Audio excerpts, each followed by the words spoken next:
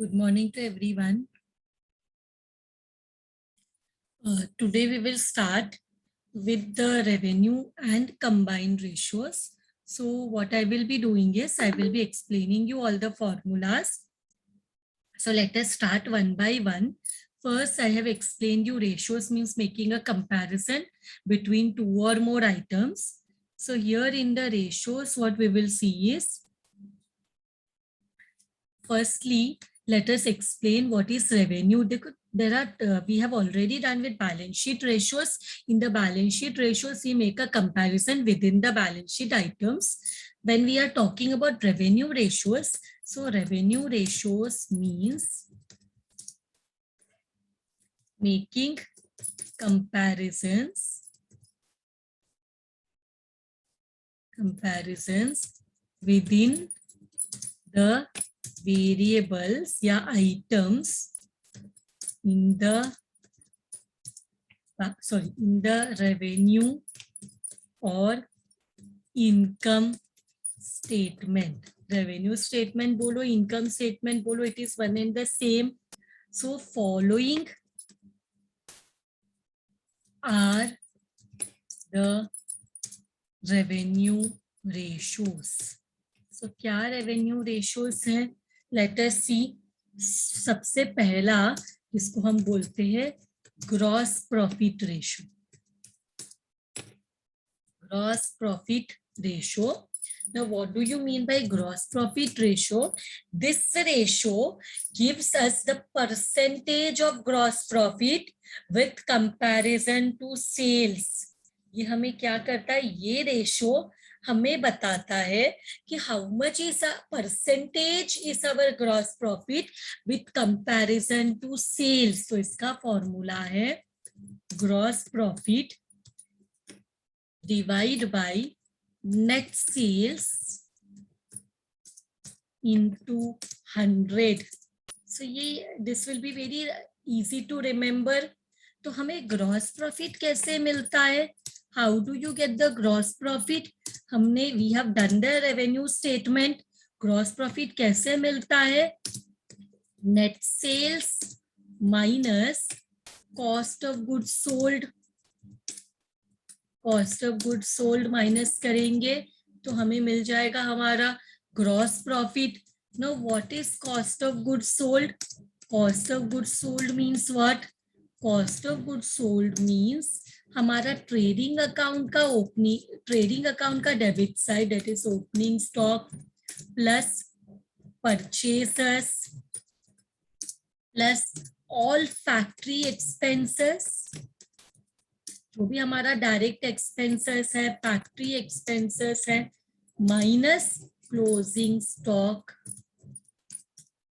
या sale of scrap रहेगा तो वो भी माइनस करेंगे. तो we get our cost of goods sold. तो ये कॉस्ट ऑफ गुड्स सोल्ड जब हम नेट सेल से माइनस करते, now if you want I will give you what is net sales also. Net sales मतलब क्या? Gross sales minus returns and allowances. You get our net sales. तो formula क्या है? Formula is gross profit divide by net sales into 100. So now let us come to the second formula. I hope the first formula is clear. Gross profit upon net sales into 100 हमें gross profit ratio मिलता है. Next let us come to the operating ratio. ये सब percentage ratios ही है, ज्यादातर it is percentage ratio. All the revenue ratios are percentage ratios. Mostly all of them are percentage ratio mostly. So operating ratio, we next one क्या है? Operating ratio. तो operating ratio मतलब we have to take all the operating expenses. तो operating ratio का क्या है? What is the operating ratio का formula? Operating ratio का formula is cost of goods sold. ये भी बिजनेस रिलेटेड एक्सपेंसेस है, गुड्स को मैन्युफैक्चर करने का एक्सपेंसेस है, plus operating expenses plus operating expenses. तो क्या आ रहा है ऑपरेटिंग रेशो में? Cost of goods sold plus operating expenses divide by net sales into 100, we get our operating ratio। तो यहाँ पे ये इसमें तुम लोग ऑपरेटिंग एक्सपेंसेस क्या है that you will say, operating expenses में क्या आता है? ऑपरेटिंग एक्सपेंसेस में operating cost of goods sold तो हमने पहले ही निकाल दिया, under gross profit only we have taken it. Operating expenses is equal to, operating expenses में क्या आता है? ऑपरेटिंग एक्सपेंसेस में आता है office and administrative expense, office and administrative expense plus selling and distribution expense, business related expenses को बोलते हैं। So selling and distribution expense plus finance charges, plus finance charges is equal to our operating expense. तो ये तीनों को add करेंगे तो हमें हमारा ऑपरेटिंग एक्सपेंस आ जाएगा। फिर कभी यहाँ पे ना यही इसमें हमें और कैटेगरीज हो सकता है, मतलब कभी हमें ऑपरेटिंग रेशो बोलेंगे, कभी हमें बोलेंगे office and administrative expense ratio निकालो, office and administration expense ratio. कभी ये बोलेंगे तो क्या करेंगे, अगर पूरा ऑपरेटिंग रेशो बोला तो हमें कॉस्ट ऑफ गुड्स सोल्ड भी चाहिए और ऑपरेटिंग एक्सपेंसेस भी चाहिए, दोनों चाहिए। लेकिन if they ask only operating office and administrative expense ratio, तो हम क्या करेंगे, वो पर्टिकुलर एक्सपेंस को, एडमिन एक्सपेंस जो भी है, divide by net sales into 100। This is if only one particular expense पूछेंगे क्वेश्चन में, जैसे office and administrative expense ratio find करो तो ऐसे करेंगे। If they ask only selling and distribution expense ratio, only selling and distribution expense ratio पूछा तो what we will do, can anyone give the formula now? Selling and distribution expenses divide by net sales, sales का कितना percentage है ये expense हमें मिल जाएगा। Lastly if they ask us finance charges ratio, अगर हमसे पूछेंगे कि फाइनेंस एक्सपेंस रेशो कितना है, so what we will do, so we will take finance expense या finance charges divide by net sales into 100।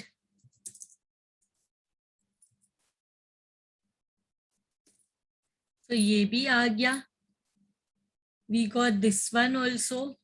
so operating ratio में या तो ऑपरेटिंग रेशो पूछा तो एवरीथिंग we can take, मतलब cost of goods sold plus मतलब all our business related expense, cost of goods sold is factory related expense, then operating expense में we have office, selling and finance, सबको add करके divide by net sales into 100 करेंगे। पर अगर individual expense ratio पूछा तो वो particular expense divide by net sales into 100, we will get that also. So वो भी हो गया। Now we will take the next one that is known as expenses ratio हमने कर लिया। अभी नेक्स्ट जो हम लोग करेंगे will be operating profit ratio। Next हम क्या करेंगे, operating profit ratio, operating profit ratio। next we will do operating profit ratio।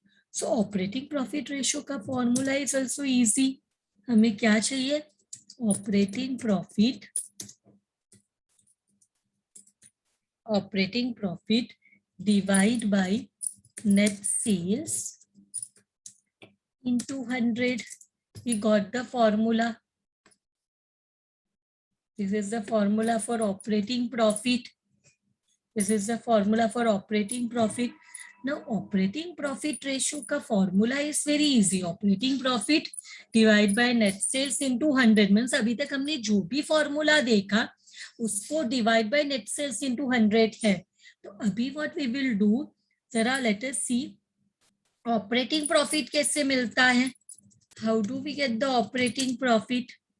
That is important. Operating profit कैसे मिलेगा? So gross profit, how do we get the operating profit? Gross profit minus operating expenses. Then how do we get the operating profit?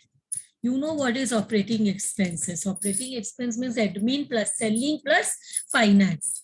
ये तीनों को add करते हैं तो operating expense मिलता है. तो ऑपरेटिंग प्रॉफिट कैसे मिलता है? ग्रॉस प्रॉफिट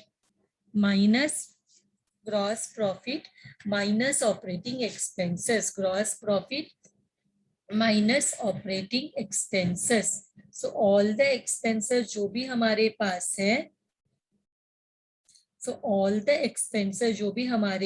है, वो पूरा माइनस करेंगे. Office expense, selling expense, finance expense सब माइनस करेंगे तो हमें मिलता है operating profit ratio. Any confusion here? Now we will go to our next ratio, which is known as net profit ratio. So now we will go net profit ratio. Let us go to our next ratio, which is net profit ratio. तो net profit है ना, दो, it may be two type, like net profit before tax and divide by net sales into 100 और it may be, और यहाँ पे ही it may be net profit after tax, net profit bracket में after tax divide by net sales into 100. तो ये यहाँ पे अगर हमें कुछ दिया नहीं है, अगर आफ्टर टैक्स दिया तो डायरेक्टली हम आफ्टर टैक्स ले लेंगे, बट टैक्स के बारे में कुछ नहीं दिया तो before tax after tax same ही है. So however it is, how it is given that way we will have to find this. तो हम लोग को यहाँ पे नेट प्रॉफिट बिफोर टैक्स कैसे मिलता है वो देख लेते हैं. Let us see how do you get your net profit before tax. Net profit before tax. How do you get your net profit before tax? मतलब हमें ऑपरेटिंग प्रॉफिट तक समझ में आ गया है. ऑपरेटिंग प्रॉफिट कैसे मिलता है? Gross profit minus operating expenses. So operating profit में हम ऐड करते हैं, ऑपरेटिंग प्रॉफिट में what we do, operating profit में जो हमारे पास net operating profit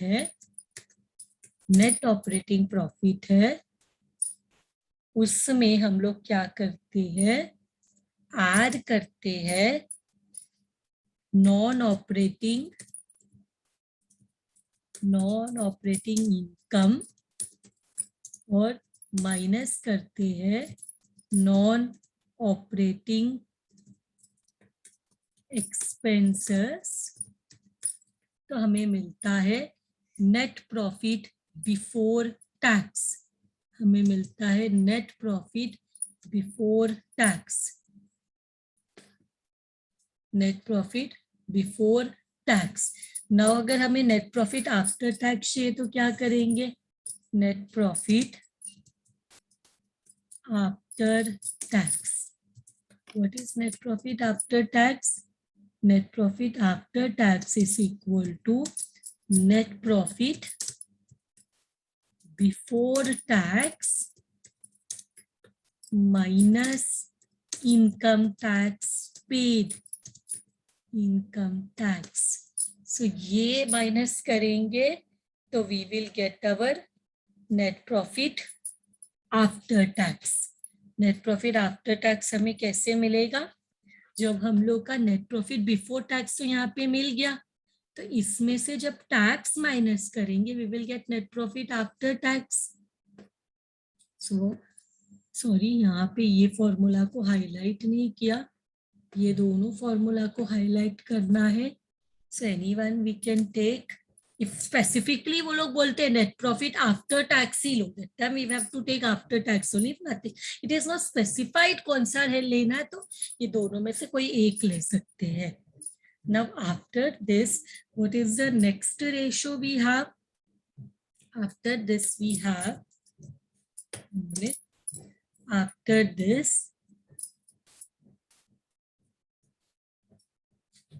we have the stock turnover ratio.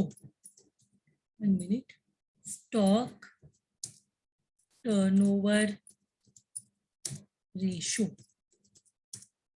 This ratio, see now next what we are finding out is the stock turnover ratio. It gives us the relationship between the stock and the cost of goods sold. मतलब ये ratio में हमें क्या पता चलता है कि what is the relationship between the stock and the cost of goods sold. मतलब हमारा स्टॉक कितने बार यूज हो रहा है to sell, to find out the goods sold, cost of goods sold, to find out the cost of goods sold.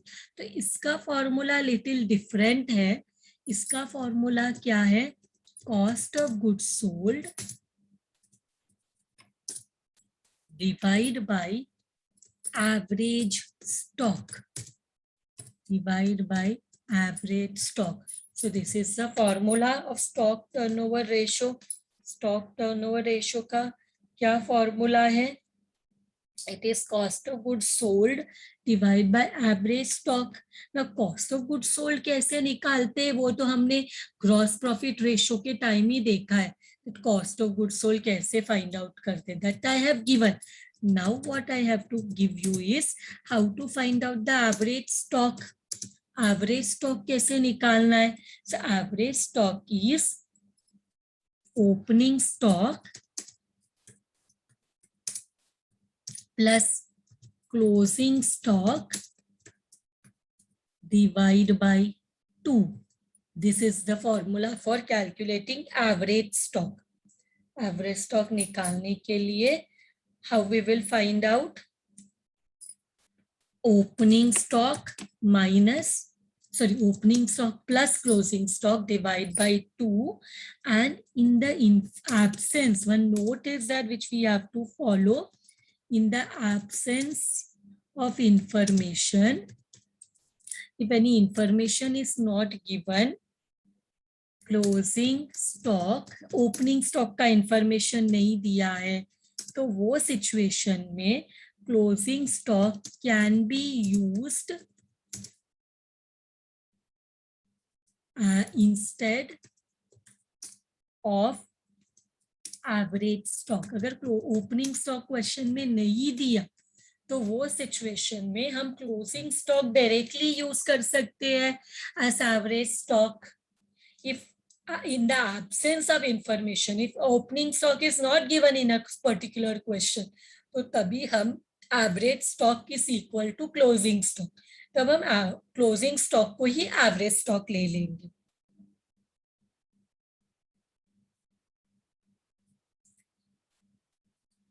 Okay, so this one is also done. Now let us go to the next one. Let us go to the next. I think this is done. 5 ही है, I think.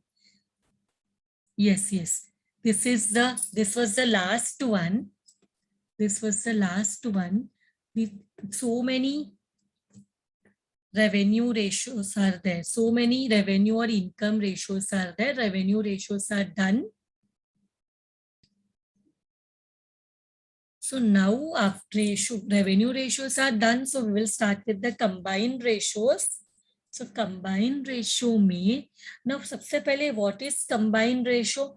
combined ratio means when we do a comparison from both the balance sheet and the revenue statement, it is known as combined or composite ratio. तो इसको combined भी बोलते हैं, इसको composite ratios भी बोलते हैं. So अब you can call it combined also, you can call it composite also. So when a comparison is made from the variables or items of both balance sheet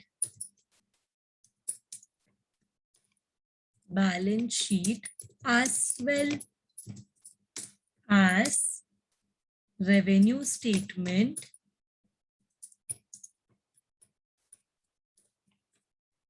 it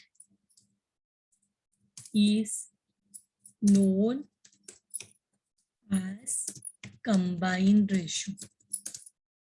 So here so for example, one item is taken from balance sheet, another is taken from revenue statement, and comparison is made from between them. It is known as combined ratios. So now let us discuss the combined ratios. So सबसे पहले the first one, what we will do now is following are the formulas. Following are the formulas of combined ratios. Following are the formulas of combined ratios. So see, what you have to do is you have to remember these formulas. आपको ये जो हमने अभी formulas explain किए last lectures में, मैंने balance sheet ratios के formulas explain किए थे, तो आपको सब फॉर्मूलास याद रखना है. You have to remember all the formulas. So क्योंकि एग्जाम में, because it is clear now आपका ऑनलाइन एग्जाम रहने वाला है, तो कोई भी ऐसे फॉर्मूला आया मल्टीपल चॉइस में कि इसका ग्रॉस प्रॉफिट रेशियो और आपको ऑप्शंस दिया है, तो आपको उसका सही फॉर्मूला सेलेक्ट करके लिखना है. So you have to by heart the formulas also. Return on investment, what is the first one? The first formula हम जो निकालेंगे, it will be return on investment or capital employed. Now what is capital employed? Capital employed तो हमें balance sheet में मिलता है. Capital employed means sources of fund, how much amount is invested in the business. So what is capital employed? Capital employed we get from the balance sheet. It is the amount invested in the business. Now this question is उसमें कितना return मिल रहा है, means यहाँ पे दोनों का return देखना पड़ेगा. We will require that return जिसमें से डिबेंचर होल्डर या बोरोड फंड को इंटरेस्ट मिलेगा and owners fund को dividend मिलेगा. We want that profit from which interest and dividend is paid to the जिनसे हमने borrow किया है and our owned fund. तो ये हम what is investment? तो capital employed means the total funds, that is sources of fund used in, employed in the business, कि कितना पैसा business में लगा है, that is sources from where we are getting our funds employed.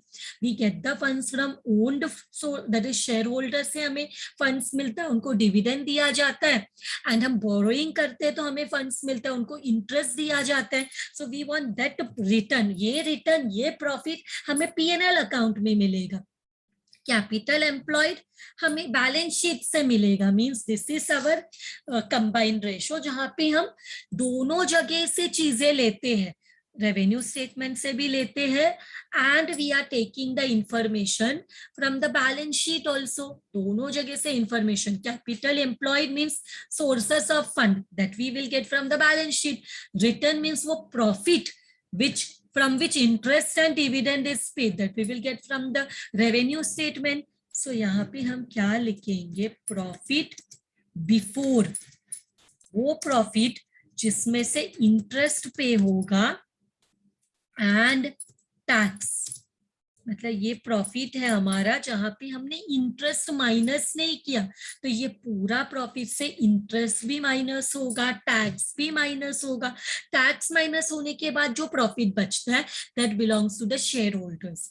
Tax minus करने के बाद जो प्रॉफिट बचता है वो ओनर्स को मिलता है, एंड कंपनी में ओनर शेयर होल्डर्स है, तो that profit belongs to the share holders. Everyone must know that जो भी प्रॉफिट बिजनेस को होता है वो ओनर्स को बिलोंग करता है, in the company owners are share holders.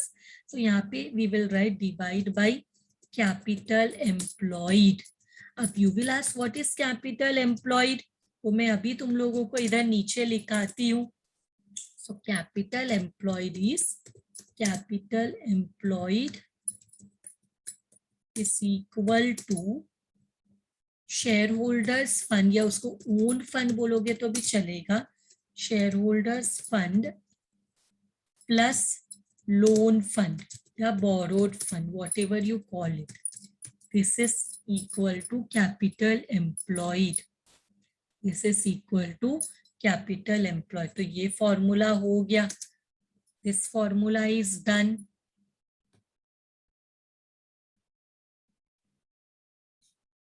So see here, if you want me to write shareholders fund also, I will write how do you get the shareholders fund? Share capital, उसमें कॉल्सिन arrear होगा तो minus करेंगे, plus reserves and surplus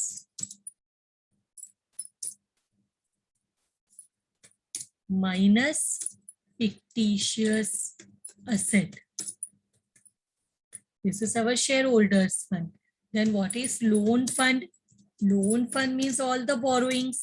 It may be like अगर classify करना है तो secured loan plus unsecured loan. So this is done. Now we will go to the next formula. Now we will go to the next formula, which is return on proprietors fund. अब मैंने तुम लोगों को बताया था proprietor fund किसको बोलते हैं, return on proprietors fund. Proprietors fund. The proprietor fund means shareholders fund. Who are the proprietors in the company? Shareholders are the proprietors in the company. तो इसको आप share holder fund, return on share holder fund भी बोल सकते हो. You can call it return on share holders fund also. तो आप ऐसे भी बोल सकते हैं, प्रोप्राइटर्स फंड भी बोल सकते हैं, because proprietors are the owners and owners are share holders in the company. So, इसका फॉर्मूला क्या है, शेयर होल्डर्स को टैक्स पे करने के बाद जो भी प्रॉफिट होता है वो शेयर होल्डर को बिलोंग करता है.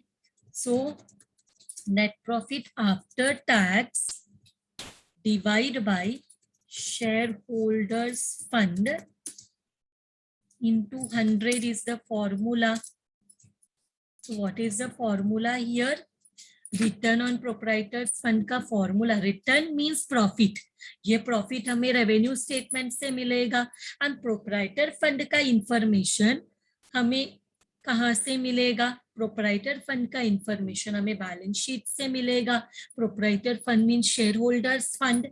सो नेट शेयर, कौन सा रिटर्न शेयर होल्डर्स के लिए है, टैक्स, गवर्नमेंट को टैक्स पे करने के बाद जो भी प्रॉफिट होता है that belongs to the share holders, उसमें डिविडेंड दिया जाता है, that is transfer to reserve. So whatever profit after payment of tax belongs to the share holders. So यहाँ का फॉर्मूला क्या है, net profit after tax divide by share holder fund into 100. तो share holder fund तो मैंने already इधर भी लिख दिया, what is share holder fund. तो ये फिर से सेम कॉपी करके पेस्ट कर सकते हैं, नहीं लिखेंगे तो भी चलेगा, नहीं लिखेंगे तो भी चलेगा, बिकॉज हमने ऑलरेडी ऊपर लिखा है. So this formula is also done. This formula is, so let us go to the next formula. What is the next formula now? The next formula is return on equity capital. The next formula is return on equity capital.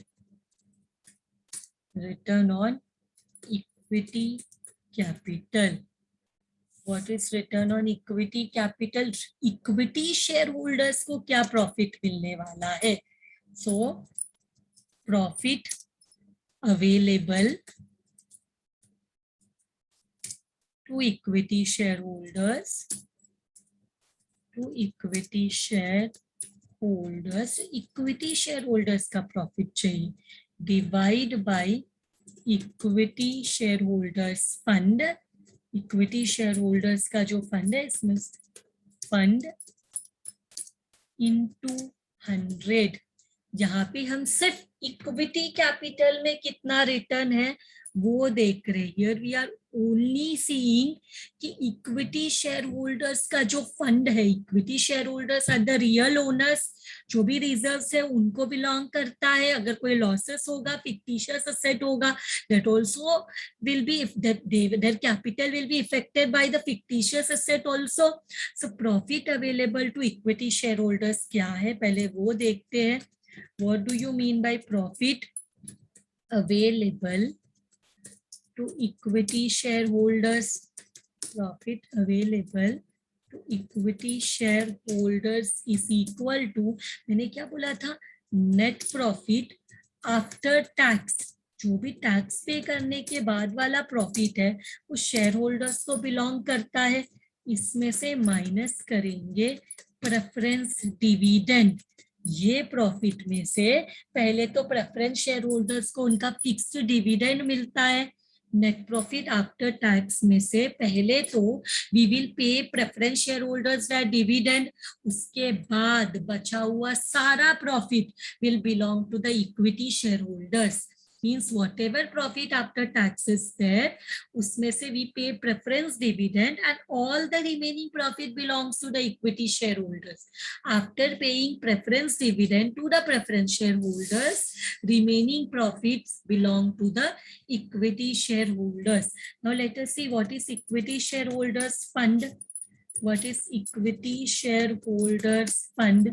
Equity shareholders fund means हम क्या करेंगे, share holders fund जो हमने ऊपर already निकाल दिया है उसमें से माइनस करेंगे प्रेफरेंस शेयर कैपिटल. इसमें से माइनस करेंगे प्रेफरेंस शेयर कैपिटल बिकॉज हमें सिर्फ इक्विटी शेयर होल्डर का फंड चाहिए. और अलग वे से भी मैं एक्सप्लेन कर सकती हूँ सेम चीज. इसमें क्या आएगा, equity share capital plus reserves means हमारा प्रेफरेंस शेयर कैपिटल नहीं आएगा, माइनस fictitious assets.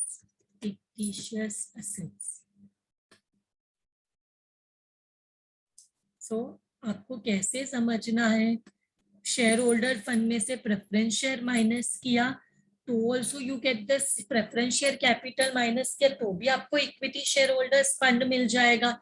या तो equity share capital plus reserves minus fictitious asset karo, then also you will get equity shareholders fund. I hope this is clear to all of you. So now we will go to the next fourth formula of combined ratios, that is dividend payout ratio. Next one what we will do is dividend payout ratio. Dividend payout ratio. Dividend payout ratio. Dividend payout, that is, there should be a space or dividend payout ratio. So what do you mean by this? कितना dividend हमने पे किया, that is dividend payout ratio. Dividend payout ratio means what? I will let you know. That will be dividend paid will be given in the question. Dividend paid will be given in the question. So dividend pay out ratio मतलब हमें जितना profit हुआ उसमें से हमने कितना dividend pay किया. What do you mean bye dividend pay out ratio? Means profit में से डिविडेंड कितना पे किया. So this is dividend paid, which will be given in the question. Dividend paid will be given in the question, and dividend paid to equity shareholder divide by profit available to equity shareholders. Profit available to equity shareholders. Equity shareholders into 100. So we will get the dividend payout ratio. Dividend payout ratio हमें मिल गया. क्या किया हमने? Dividend pay out ratio के लिए हमने क्या किया? डिविडेंड पेड, या तो इसको इक्विटी डिविडेंड पेड ऐसे भी लिख सकते हैं. इक्विटी डिविडेंड पेड या dividend paid to equity share holders divide by profit available to equity share holder. Profit available to equity share holders कैसे मिलता है? जब हम नेट प्रॉफिट आफ्टर टैक्स में प्रेफरेंस डिविडेंड माइनस करते हैं. और dividend paid is given in the question. Dividend paid will be given in the question. So ये फॉर्मूला लगा के हम ये फाइंड आउट करेंगे. So इसके बाद नेक्स्ट इज डेब्ट सर्विस रेशो. डेब्ट service ratio. Next one is what? Next formula is डेब्ट service ratio. Now here the name. Here, हमारा डेप्ट को सर्विस मतलब उनको इंटरेस्ट देना. डेप्ट service ratio means to pay the interest to the. So debt service ratio shows the relationship between net profit and interest payable on loans. ये किस चीज का relationship बताते हैं कि कितना प्रॉफिट्स है एंड उसमें कितना हमें इंटरेस्ट एनुअली पे करना है. सो कितना हमारा प्रॉफिट है और कितना हमें ये इंटरेस्ट पे करना है. सो इसका फॉर्मूला है profit before interest and tax. ये तो हमने पहले से निकाल के रखा, पहले ही बताया है. ये वो प्रॉफिट है जिसमें इंटरेस्ट भी नहीं पे किया एंड टैक्स भी नहीं पे किया, और उसमें हम लिखेंगे interest divide by interest, annual interest. So this is the formula, this is that profit. हमें वो profit चाहिए. We are seeing the debt service ratio means shows the relationship between net profit and interest payable on loans. So this is our debt service ratio. Now we will go to the next ratio, which is known as debt service coverage ratio. The next one is debt service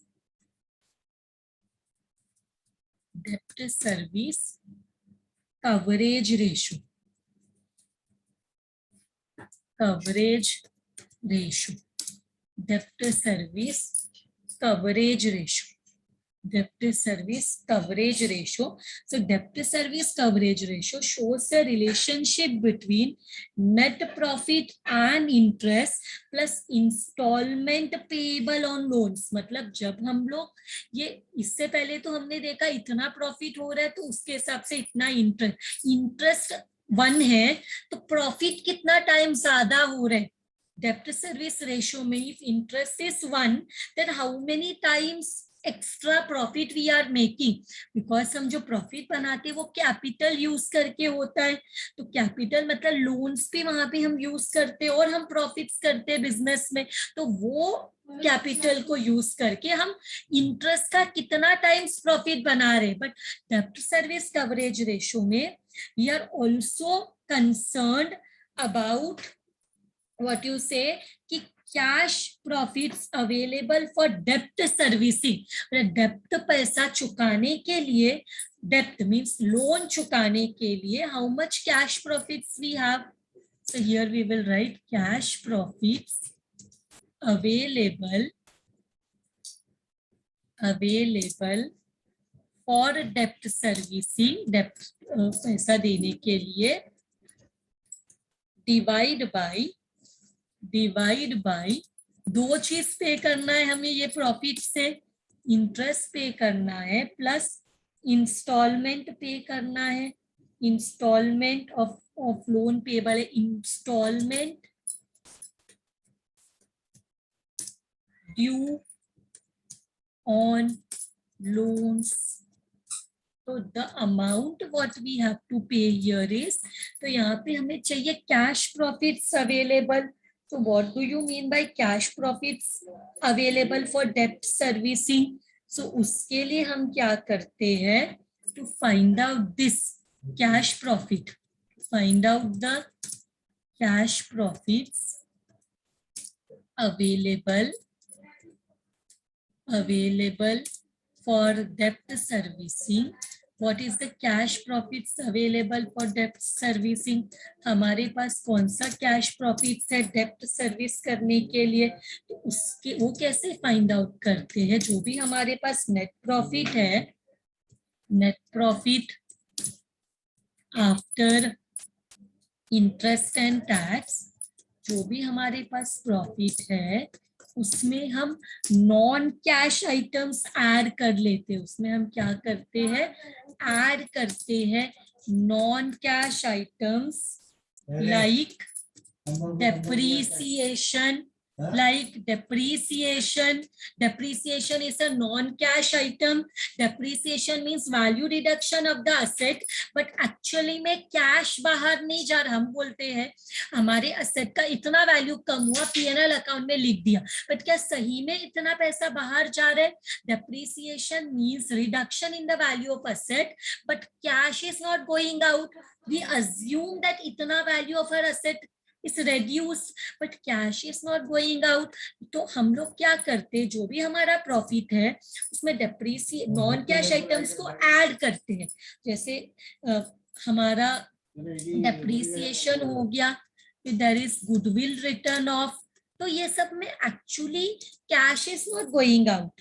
या तो there is any deferred revenue expenditure, deferred revenue expenditure, ये भी सब हम लोग सिर्फ right of करते हैं. एक्चुअल में money is not going out, right of. जो भी हम राइट ऑफ करते हैं ना उसमें एक्चुअल में cash is not going. Loss on cell, हमें लॉस हुआ बट पैसा उसमें कम मिला है, बट बाहर नहीं जा रहा. Loss on sale of fix assets etcetera. So such हमारे पास ऐसा कुछ है, तो that we will add. So that will become our, so here this will become our what you say cash profits. So हमें चाहिए cash profits. So deferred revenue expenditure etc. ये सबको हमने क्या किया, नेट प्रॉफिट आफ्टर टैक्स में हमने add कर दिया. So installment means what? What do you mean by here installment? यहाँ पे है ना interest plus instalment. Instalment due on loan means instalment due on loans is equal to loan amount to be repaid in the year, repaid during the year. So this is our sixth this ratio, sixth combined ratio. But I am sorry मैंने आपको 6 बोला, but there are total 8 ratios. तो अभी जो है वो भी मैं explain कर लेती हूँ. तो next lecture से हम directly sum start कर सकते हैं. तो 2 more ratios are there. One is known as debtor turnover ratio and the other one is creditor turnover ratio. So only 2 more are left. One is debtor turnover ratio and the other one is creditor turnover ratio.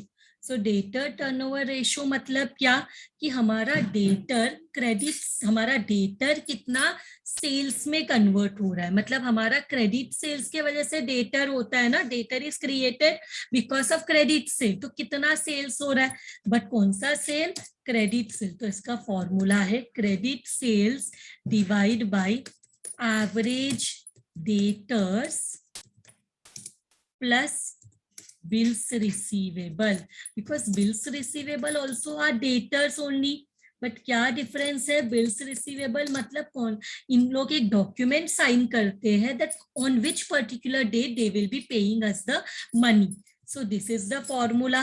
इसमें what do you mean by average debtors, average debtors या average bill receivable means what, average debtors या average bill receivable means what, it means opening, हमें 2 year का अगर information दिया है, 2 year information if it is given, opening debtors या bill receivable plus closing debtors या bill receivable है, divide by 2, हमें मिल जाएगा average. This is the formula, opening debtor plus closing debtor divide by 2, opening bill receivable plus closing bill receivable divide by 2, हमें ये answer मिलता है। ऐसे मैंने साथ में लिख दिया, अलग अलग भी लिख सकते थे, average bill receivable is equal to opening bill receivable plus closing bill receivable divide by 2। So अभी इसके बाद इसके साथ ही एक और चीज हम निकालते, दैट इज नोन एज, हम लोग का कलेक्शन कितने टाइम में होता है, debtor collection period, what is the debtor collection period. तो अगर इसका आंसर हमें मंथ्स में चाहिए तो हम क्या करते हैं, 12 divide by debtors turnover ratio, जो भी हमें डेटर टर्नओवर रेशो ऊपर आया दैट अगर हम 12 में डिवाइड करेंगे तो हमें पता चलेगा हाउ मेनी मंथ्स में debtors are giving us the money, और अगर हमें डेज में चाहिए तो 360 divide by DTR, DTR means debtor turnover ratio, या फिर अगर हम अज्यूम करते हैं देयर आर 365 डेज, तो 365 divide by DTR, if we assume there are 366 days, it's a leap year, तो 366 डिवाइड बाय DTR। और अगर हमें वीक्स में आंसर चाहिए तो what we will have to do, total weeks in a year are 52 divide by DTR, we will get the collection period. Now last one is creditors turnover ratio, creditors turnover ratio is the last formula. ये हम creditors कौन है, जिनसे हम credit में purchases करते हैं, who are our creditors, from whom we purchase on credit, so यहाँ पे भी we have average creditors plus bills payable, bills payable, average bills payable. लेकिन पे अटेंशन, इफ हमें क्वेश्चन में मोर मतलब ओपनिंग 2 इयर्स का इंफॉर्मेशन नहीं दिया तो जो दिया है वही एवरेज है, एक ही साल का क्रेडिटर दिया है, बिल रिसीवेबल दिया, तो that is only the average. Okay, so now what is average creditors, average creditors is equal to opening creditors plus closing creditors divide by 2। Same way average, ये मैं अलग अलग बता रही हूँ, बिल्स पेबल मतलब क्या, ओपनिंग बिल्स पेबल एक साथ भी लिख सकते थे, opening bills payable plus closing bills payable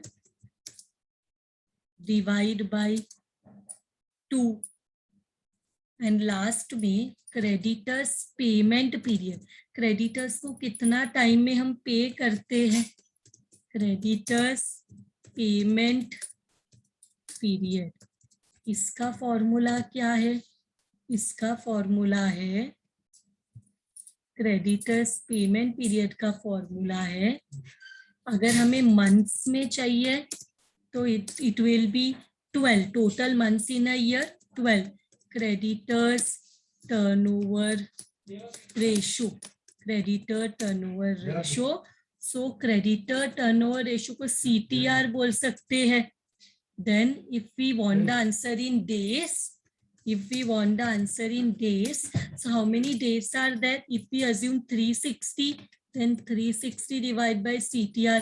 अगर हम 365 assume करते तो CTR means creditor turnover ratio. अगर हम लीप ईयर है बोल के 366 लेते हैं तो 366 divide by CTR, creditor turnover ratio. And lastly अगर हमें आंसर वीक्स में चाहिए तो how many weeks are there in a year? 52 divided by creditors turnover ratio. This was the last ratio. With this, all the formulas are done. Thank you very much, everyone.